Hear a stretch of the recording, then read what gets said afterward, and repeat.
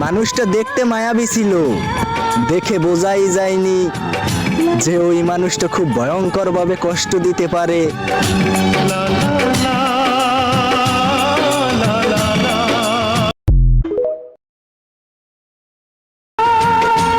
জীবন চলার পথে এমন কিছু মানুষরে দেখবেন মিষ্টি কথায় ভিজায় আর সময় মতো বুকে ছুরি ঢুকায়।